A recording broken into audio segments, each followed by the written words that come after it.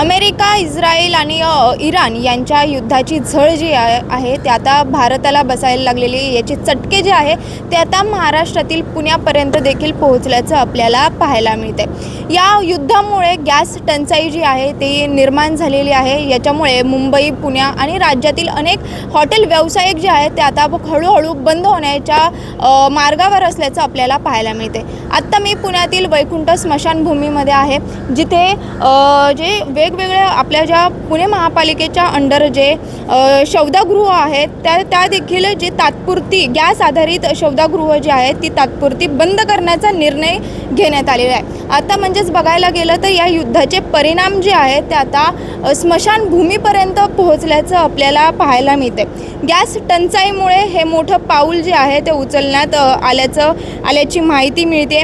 गॅसची कमतरता लक्षात घेता पुणे महापालिकेने शहरातील गॅसवर चालणाऱ्या शवदाहिन्या ज्या आहेत त्या पुढील आदेश येईपर्यंत बंद ठेवण्याचा निर्णय घेतलेला आहे। गॅस शवदाहिन्या बंद असल्या तरी विद्युत शवदाहिन्या आणि लाकडावर आधारित पारंपरिक अंत्यसंस्कार जे आहेत ते पूर्ववत सुरू राहतील अशी देखील माहिती मिळते।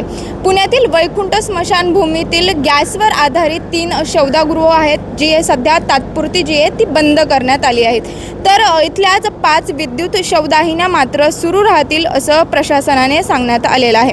दुसरीकडे पाहायला गेलं तर गॅस शवदाहिन्या ज्या आहेत त्या बंद झाल्या असल्या तरी शवदाहिन्या वायू प्रदूषण नियंत्रण म्हणजेच एअर पोल्युशन कंट्रोल सिस्टीम असल्याने पर्यावरणाची हानी होणार नाही याची काळजी महापालिका घेते। मात्र गॅसची ही टंचाई कधीपर्यंत राहणार याबाबत अद्याप स्पष्टता नाही आहे। एकंदरीतच बघायला गेलं तर या सगळ्याचे परिणाम जे आहेत ते आता शवदाहिन्या गृह जे आहेत त्याच्यावरती होत असल्याचं आपल्याला पाहायला मिळतंय। पुण्यातील या वैकुंठ स्मशानभूमीत गॅसवर आधारित 3 शवदाहिन्या गृह जे आहेत ते आहेत, मात्र सध्या ते बंद आहेत आणि पुढील आदेश येऊपर्यंत हे बंद राहतील। बाकी ज्या लाकडावर आधारित अंत्यसंस्कार असतात किंवा विद्युतगृह असतात त्याच्यावरती जी अंत्यसंस्कारची जी प्रक्रिया आहे ती होईल। मात्र या युद्धाचे परिणाम जे आहेत त्यात आपण बघू शकतो की स्मशानभूमीवर होताना देखील आपल्याला पाहायला मिळतात। शिवानी लकडे, टाइम्स ऑफ महाराष्ट्र, पुणे।